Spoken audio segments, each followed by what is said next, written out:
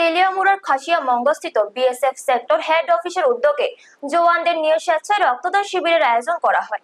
দেশের সুরক্ষার পাশাপাশি সামাজিক দায়বদ্ধতার এক উজ্জ্বল দৃষ্টান্ত স্থাপন করে এই শিবিরে স্বতঃস্ফূর্তভাবে এগিয়ে আসেন বিএসএফ এর 70, 104, 173 এবং 154 নম্বর ব্যাটালিয়নের জওয়ানরা। এই বিশেষ কর্মসূচিতে উপস্থিত ছিলেন বিএসএফ এর ডিআইজি টিএনএস রেড্ডি এবং 104 ব্যাটালিয়নের কমান্ডান্ট চন্দ্রকান্ত উপাধ্যায়। এছাড়াও উপস্থিত ছিলেন বিএসএফ এর চিকিৎসক এসকে মৌলা সহ খোয়াই জেলা হাসপাতালের চিকিৎসক দল এবং বিএসএফ এর অন্যান্য উচ্চপদস্থ আধিকারিকরা। শিবিরে বক্তব্য রাখতে গিয়ে ডিআইজি টিএনএস রেড্ডি রক্তদানের গুরুত্ব ও এর মানবিক দিকটি জওয়ানদের সামনে অত্যন্ত সুন্দরভাবে ফুটিয়ে তোলেন।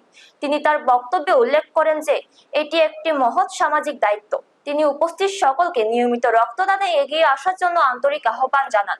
সীমান্ত রক্ষার কঠিন কর্তব্যের মাঝেও বিএসএফ জওয়ানদের সমাজের প্রতি এমন দায়বদ্ধতা এবং মানবিকতার এই প্রয়াস সকলের কাছে প্রশংসিত হয়েছে।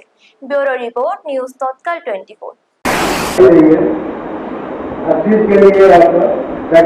फैक्ट्री में उत्पत्ति होती है और आपको इस्तेमाल करके आप जीवन को सफल बना सकते हैं या जिससे जरूरत है तो जीवन दान दे सकते हैं। लेकिन जो खून है, रक्त है, इसका कोई फैक्ट्री नहीं है, न बन पाएगा। इसके लिए हर इंसान एक फैक्ट्री है। तो आप सब एक फैक्ट्री है, अलग अलग एक फैक्ट्री है। मैंने समझाया था कि हर 3 महीने में एक एंटी इंडिविजुअल वक्त को किसी को ध्यान दे सकते हैं।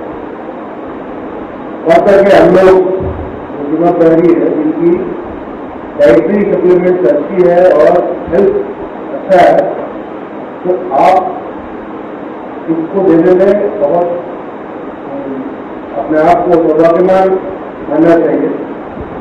लोगों का शंका है कि मैं रक्तदान देने से मैं कमजोर हो जाऊंगा और